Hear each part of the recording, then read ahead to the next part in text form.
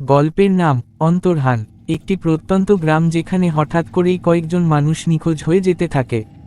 একজন তরুণ সাংবাদিক এই ঘটনার তদন্তে নামে এবং একের পর এক চমকপ্রদ ঘটনা সামনে আসে। এক আগমন। রাতের নিস্তব্ধতা ভেদ করে রিকশার ঘণ্টার শব্দ যেন অলৌকিক কিছু ঘোষণা করছিল। তরুণ সাংবাদিক অর্ক মুখার্জি একটি ছোট সংবাদপত্রের হয়ে রিপোর্টিং করতে বের হয়েছে। ১.৫ সপ্তাহ আগে একটি অদ্ভুত খবর ছাপা হয়েছিল, গোপালপুর গ্রামে ৩ জন নিখোঁজ, কোনো চিহ্ন নেই। বেশিরভাগ পাঠক একে হালকাভাবে নিয়েছিল, কিন্তু অর্কের চোখে বিষয়টি অস্বাভাবিক লেগেছিল। তাই সে সিদ্ধান্ত নেয় নিজেই যাবে গ্রামে সরেজমিন তদন্ত করতে। গ্রামে ঢুকতেই তার চোখে পড়ে কিছু অস্বাভাবিকতা। চায়ের দোকানগুলো বন্ধ, গ্রামের লোকজন যেন মুখে কুলুপ এঁটেছে। শিশুদের খেলা নেই, কুকুরের ঘেউ ঘেউ নেই, যেন গ্রামটা নিঃশব্দে কিছু লুকিয়ে রেখেছে। গ্রামের মোড়ে এসে দাঁড়াতেই এক বৃদ্ধ বললেন, এইখানে বেশি ঘোরাঘুরি করিস না বাবা, সন্ধ্যা নামলেই গায়েব হয় লোকে। অর্ক হেসে বলল, আপনি কি বলছেন, মানুষ গায়েব হয় মানে?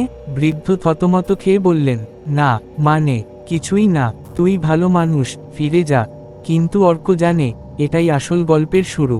২ নিখোঁজদের ছায়া। রাতটা অর্ক কাটালো গ্রামের একমাত্র অতিথিশালায়।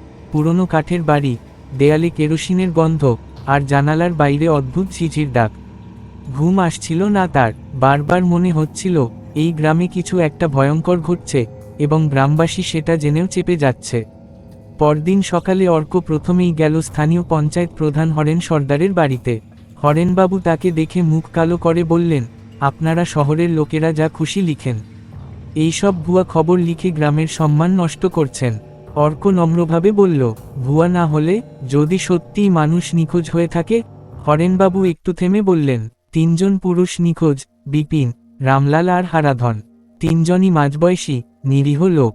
কিন্তু পুলিশ বলেছে তারা হয়তো কাজের খোঁজে বাইরে গেছে।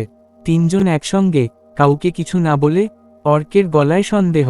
গ্রামের বাইরে যা হয় সেটা আমরা জানি না বাবু, আপনি বরং ফিরে যান। ড্যাশ ড্যাশ ড্যাশ ৩ গোপন দরজা। অর্ক গ্রামের মন্দির ঘাটে হাঁটছিল, তখন এক বাচ্চা ছেলে কাছে এসে ফিসফিসিয়ে বলল, আপনি কি হারাধন কাকুর খোঁজে এসেছেন?